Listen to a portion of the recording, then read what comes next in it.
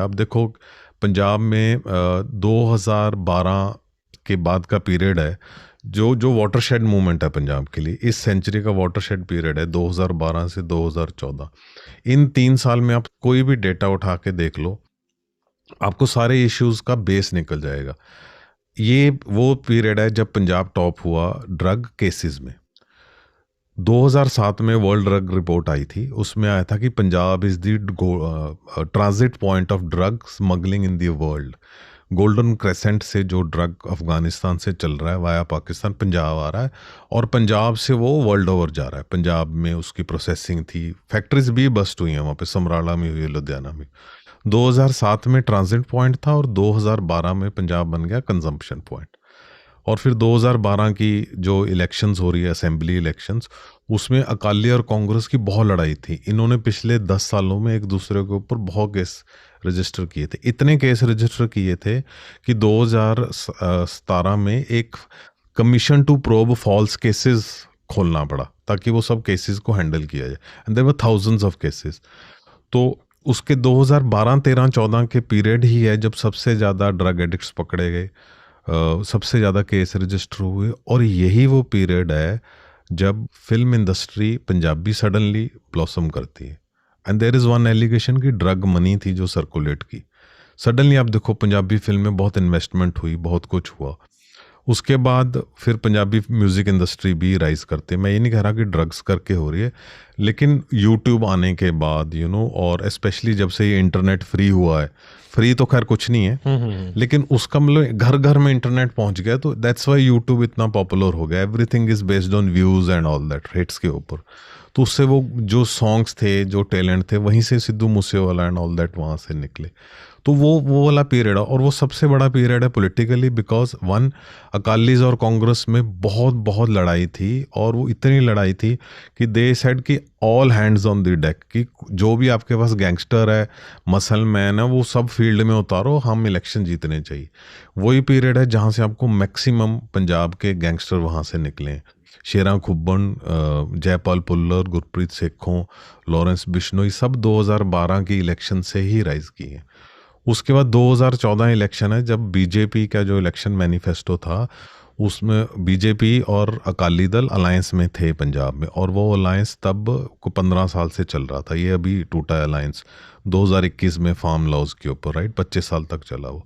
तो BJP despite being in alliance with the ruling party, उनका election manifesto था कि हम पंजाब को ड्रग फ्री करेंगे, पंजाब नंबर 1 स्टेट हो गया है।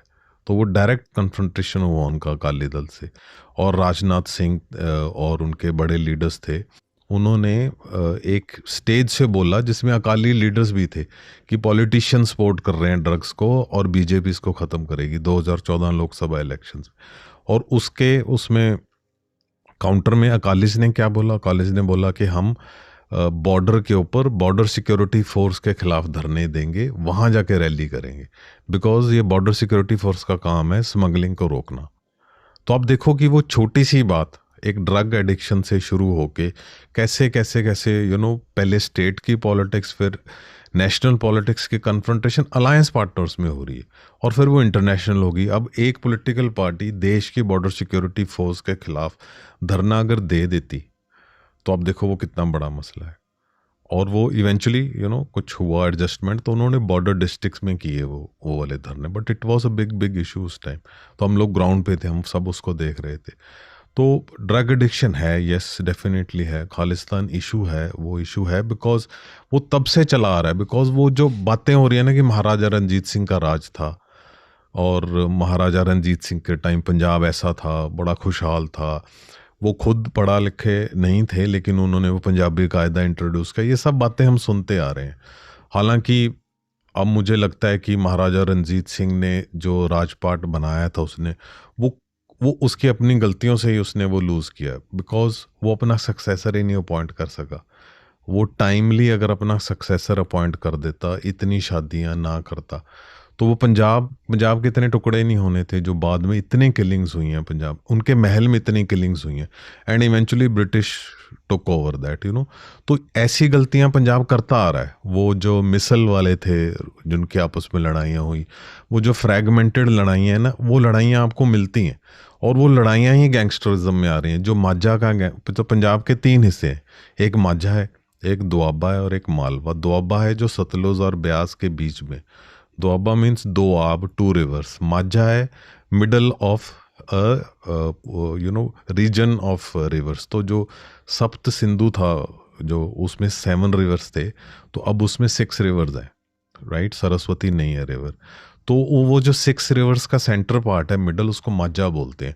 और ये अकबर के टाइम से इसकी क्लासिफिकेशन हुई है इन रीजन्स की। तो बिकॉज उसने एडमिनिस्ट्रेटिवली ही वांटेड टू कि उनको कैसे कंट्रोल करना है, उनको कैसे रन करना है, तो उसने ये किया था, ये डिफ्रेंशिएट।